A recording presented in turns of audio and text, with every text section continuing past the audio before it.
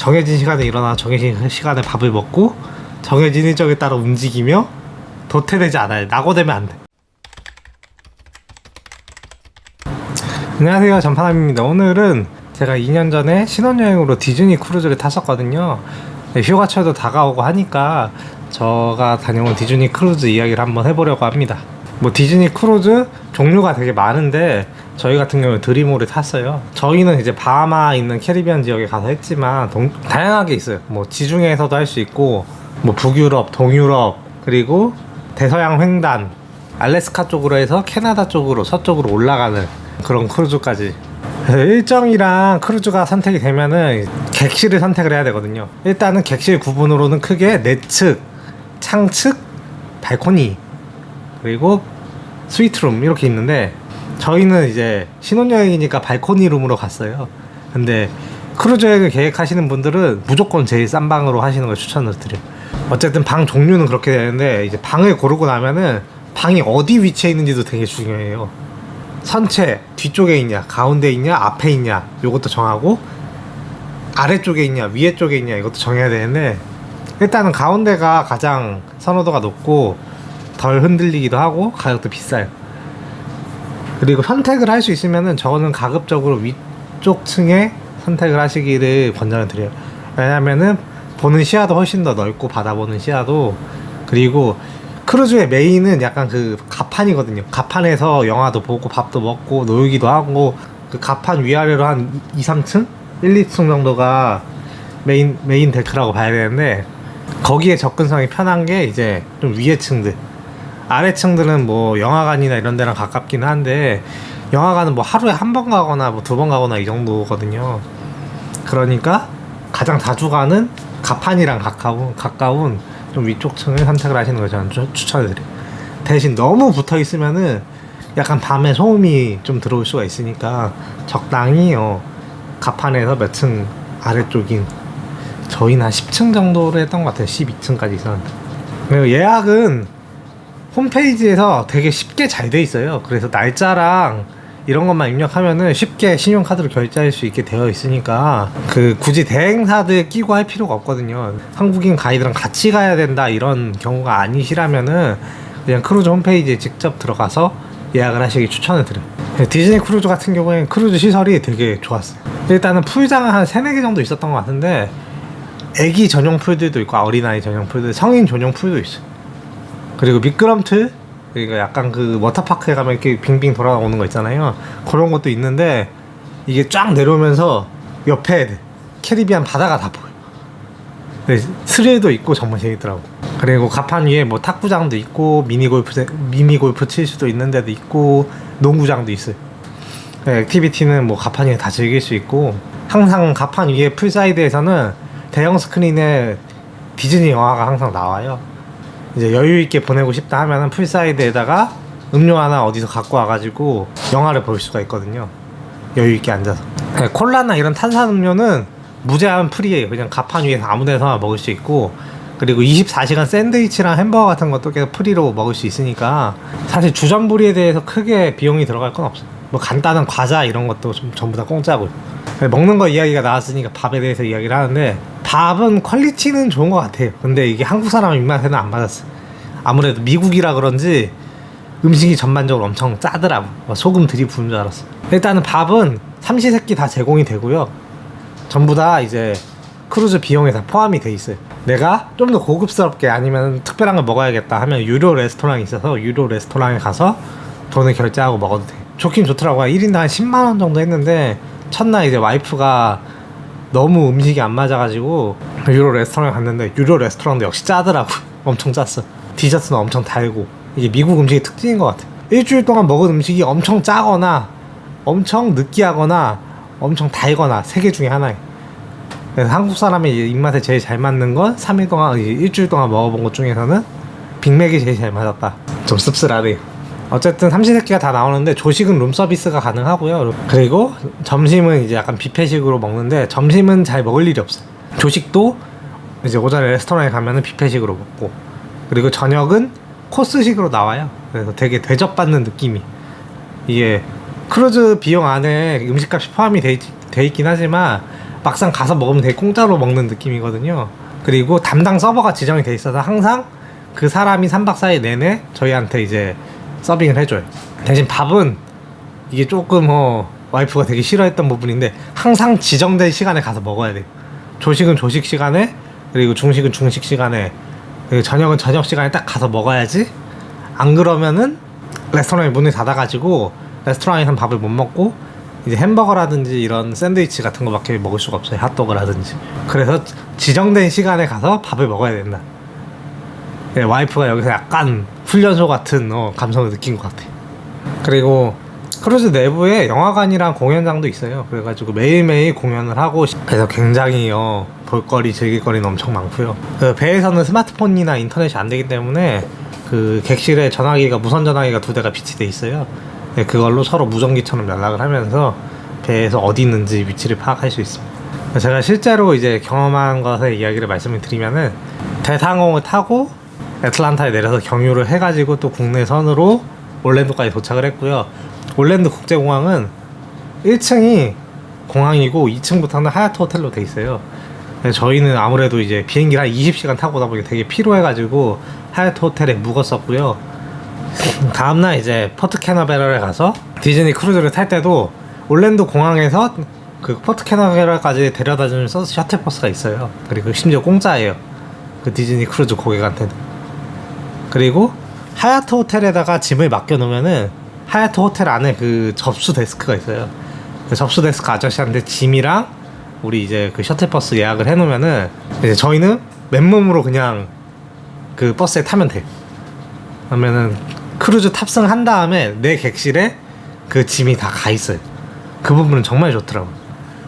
그렇게 해서 이제 셔틀버스를 타고 포트 캐나베럴까지 뭐 1시간 정도 걸렸던 것 같아요. 이제 거기서 그 수속대가 있어요. 수속대에서 이제 수속을 밟고 나면은 이제 탑승 시간까지 기다려요. 뭐 한 11시, 뭐 10시, 11시에 탑승을 시켜줬던 것 같은데, 그 이제 크루즈에 탑승을 하면은 이제 출항하기 전까지 이제 시간이 있어요. 근데 아직 객실은 준비가 다 안 돼가지고 저희 같은 경우에 사전에 수영복을 따로 빼놔가지고 화장실에 수영복 갈아입고 거기서 물놀이를 주로 했었어요. 첫날에는 온 승객이 모여서 안전교육을 받거든요. 안전교육을 받은 다음에 객실로 들어가면은 내비게이터라고 이제 종이 쪼가리를 하나 줘요. 그러면 이 종이 쪼가리에 오늘 할 수 있는 모든 일정이 다 표시가 돼 있어요. 근데 이 일정을 보시면 알겠지만 정말 뭐가 되게 많거든요.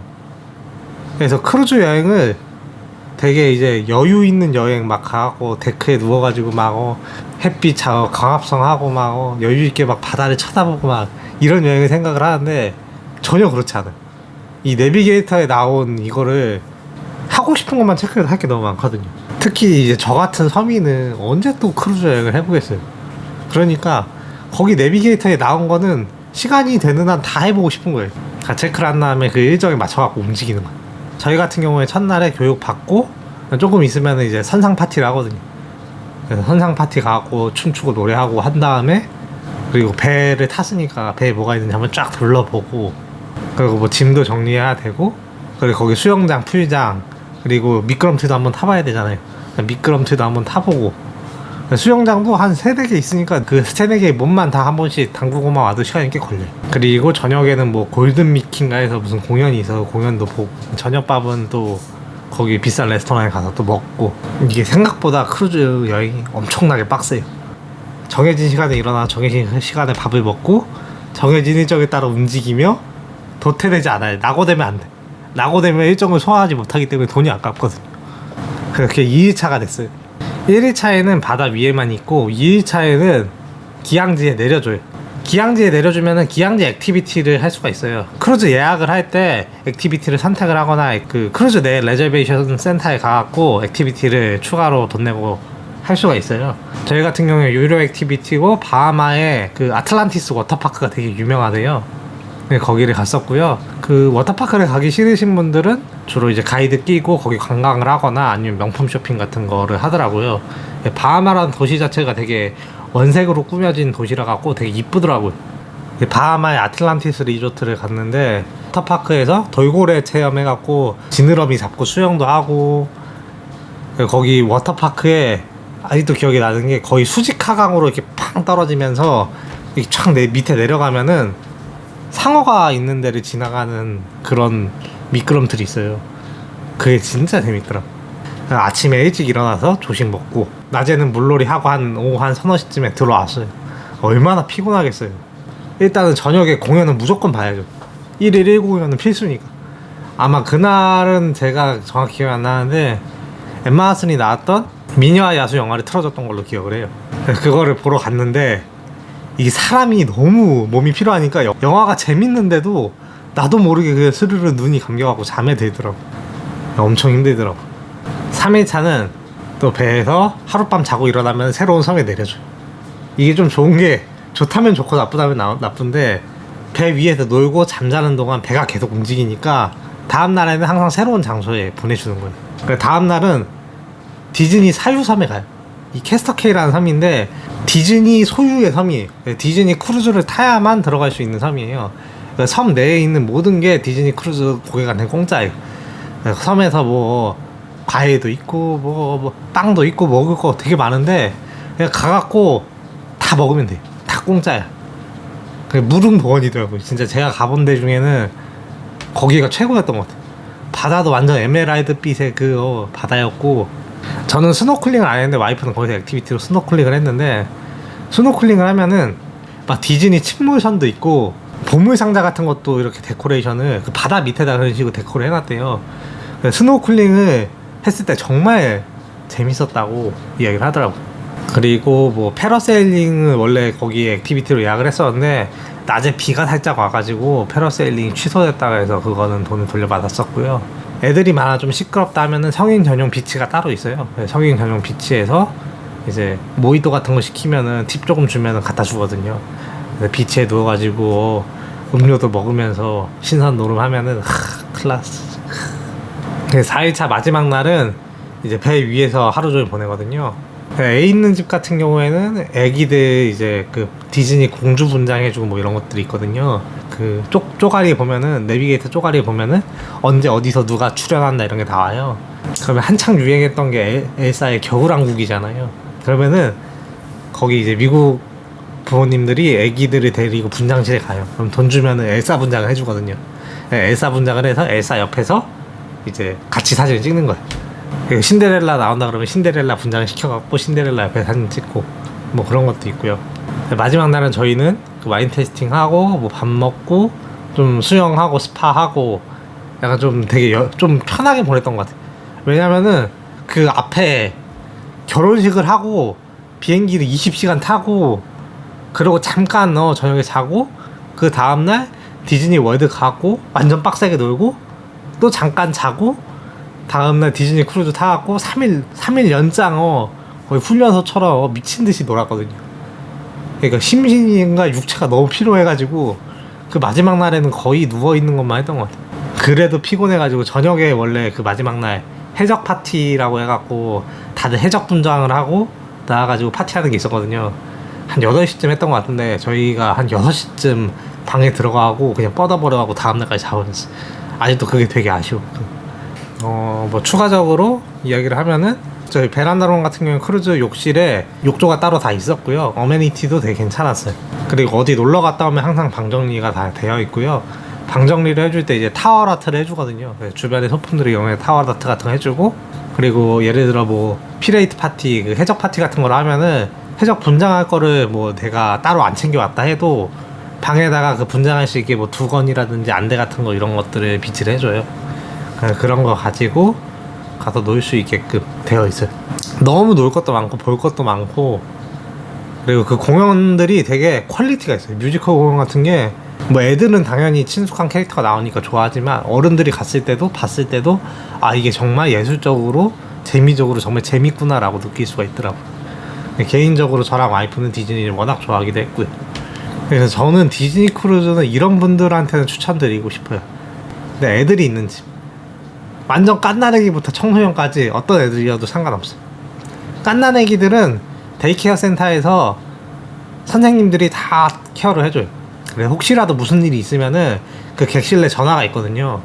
그 무선 전화로 전화를 해줘요. 그래서 그 무선 전화만 들고 다니면은 애한테 무슨 일이 생기면 그걸로 바로 받을 수 있고, 그리고 초등학교 애들이나 약간 미취학 아동 애들 같은 경우에는 걔네들 전용 이제 좀 클래스가 따로 있어요. 그만한 애들끼리 모여가지고 디즈니 역할극을 한다든지 아니면 놀이터에서 논다든지 아니면은 뭐 공주님이나 해적분장 같은 걸 해갖고 논다든지 뭐 그런 클래스들이 매일매일 있고요. 중고등학생 같은 경우에 어차피 개인적으로 다 놀 수 있는 나이대니까 그런 친구들을 위한 이제 그 청소년 클래스도 있어요. 성인들은 뭐 와인 테이스팅이나 뭐 쿠킹 클래스 같은 것도 있고요. 뭐 빵 같은 거 만들어 보는 클래스도 있고 뭐 요가 클래스부터 뭐 별의별 클래스가 다 있어요. 애들이 있는 집에서 같이 가면은 패밀리가 다 같이 서로 할 걸 하면서 놀 수가 있어요. 그리고 마음의 여유가 있으신 분들이 좀 가셨으면 좋겠어요. 사실 저희가 조금 아쉬웠던 게 저희는 크루즈 여행을 좀 만만하게 봤어요. 크루즈 여행하면 약간 인생의 황혼기에 가서 거기서 되게 편안하게 앉아가지고 막 음료수 마시면서 바다 보고 마음의 여유를 찾고 이런 여행이라고 저는 생각을 했는데 사실 막상 가보니까 물론 제가 뭐 20박 20일에 이런 대서양 횡단 이런 걸 했으면 좀 그랬을 수도 있는데 3박 4일 뭐 4박 5일짜리 이런 거 가시는 분들은 생각보다 크루즈 내에서 너무 할 게 많아. 기항지에 내려주면 기항지 관광도 해야 되고 막 이러니까 너무 그 일정 자체가 너무 빡빡해요. 물론 내가 조절해갖고 안 할 수도 있는 건데 미국 동부 20시간 걸려갖고 다시 제가 비행기 타고 갈 일이 살면서 또 있을까요? 뭐 서부는 어쩌다 한두 번 가본다 쳐도 동부는 아마 못 가볼 것 같아요, 제 생각에는. 그러니까 크루즈를 한번 올라가면은 모든 걸 다 해보고 싶은 거예요. 이게 사람이 욕심이 생기더라고. 막상 했을 때 되게 실망스러웠던 것들도 있어요. 근데 안 해보면 후회될 것 같으니까 무조건 다 가는 거예요. 그러니까 몸의 피로는 되게 쌓이는 거예요, 계속. 그래서 마음의 여유나 금전적 여유가 있으신 분들은 좀 추천을 드리고요. 그리고 또 추천드릴 만한 분은 짧은 시간에 여러 나라를 보고 싶은 분. 제가 원래 가고 싶었던 건 지중해 크루즈였거든요. 왜냐면은 하루 자고 일어나면 다음 나라에 가 있고 하루 자고 일어나면 다음 나라에 가 있고 그러니까 이게 되게 매력적인 거예요. 내가 자는 동안에도 내가 노는 동안에도 계속 이동을 하는 거예요. 매일매일 새로운 걸 즐길 수 있고 이동에 스트레스가 없어요. 내가 뭘 예약하고 크루즈 한 번만 예약 크루즈에 다 해주고 내가 심지어 그 기항지에서 뭘 할지 모르겠으면은 그냥 가이드 따라다니면 되거든요. 가이드 투어도 있기 때문에. 그러니까 짧은 시간에 여러 나라를 돌아다니고 싶으신 분들은 크루즈 여행이 되게 좋은 것 같아요. 추천하지 않는 분들은 일단은 돈을 너무 타이트하게 가져가시는 분들. 크루즈 여행을 하면은 해보고 싶은 게 분명히 생겨요. 내가 사전에 요렇게 해서 요것만 해야지 하고 예약을 해도 막상 가보면은 이것도 하고 싶고 저것도 하고 싶고 그러거든요. 그러니까 저희도 가갖고 추가 요금이 한 100만원 정도는 더 나왔던 것 같아요. 그러니까 약간 군자금을 여행하실 때 딱 타이트하게 가져가시는 분들은 좀 비추천 드리고요. 그리고 여유 있는 여행을 계획하시는 분들, 이게 크루즈 여행의 대표적인 착각 중에 하나가 여유 있는 여행인데 진짜 여유 있지가 않아. 내가 정말 돈이 엄청 많고 시간이 엄청 많은 사람이 아니면은 그 직장인들 보통 휴가 내갖고 이렇게 크루즈 여행 타면은 전혀 여유롭지 않아. 그리고 계획된 일정이 싫으신 분들은 절대 타시면 안 돼. 크루즈는 정말 훈련소예요. 제때 밥 먹고 제때 놀고 제때 자야 돼요. 그리고 비용은 어느 정도 들어갔냐면은 제가 2인 기준으로 말씀드릴게요. 올랜도까지 애틀란타 경유 비행기를 타면은 왕복 80만원씩 들어요. 그러니까 160만원 들고요. 그리고 크루즈 여행 전후로 하루씩 숙박을 해야 될 거 아니에요. 너무 비행시간이 기니까. 저희 같은 경우에는 올랜도에 있는 하얏트 호텔에 묵었고 1박에 한 20만원 정도 해요. 40만원. 그리고 크루즈는 어떤 크루즈를 타느냐에 따라 다른데 제가 탔던 디즈니 크루즈는 1,400불 정도부터 보통 시작해요. 제가 묵었던 베란다룸 같은 경우에는 2,000불 정도 됐고요. 추천드리는 거는 제일 싼 방이거든요. 1,400불 정도에 묵는다고 하면은 거기다가 뭐 TV랑 실제로 가서 쓰는 액티비티 비용들 다 추가하면은 1인당 200씩 잡으면 충분할 것 같아요. 이렇게만 해도 600만원 정도가 나오니까 실제로 뭐 조금 여유 자금까지 해서 2명이 갈 때 한 700만원 정도 들어요. 실제 몰디브 같은데 신혼여행 가면은 뭐 비싼 데는 한 400만원에서 500만원 가량 드니까 어떻게 보면 그렇게 나쁜 선택은 아니거든요. 저는 신혼여행으로도 되게 액티브한 커플이라면은 괜찮을 것 같아요. 근데 저희는 되게 정적인 커플이어가지고 조금 힘들었어요. 혹시라도 크루즈 여행을 계획하시는 분들이 계시다면은 이 영상이 좀 도움이 됐으면 좋겠고요. 저 다음에 크루즈 여행 간다면은 지중해 크루즈나 이제 북유럽 크루즈를 한번 타보고 싶네. 그래서 저는 되게 또 가고 싶은 마음이 있는데 와이프는 크루즈 여행 절대 못하겠다고 하네요. 어쨌든 오늘도 시청해주셔서 감사하고요. 재밌으셨다면 구독과 좋아요 부탁드립니다. 감사합니다. 안녕. 그리고 조만간 저는 보라카이 여행 가니까요. 갔다 와서 보라카이 후기도 남기도록 하겠습니다. 감사합니다. 점파남이었습니다.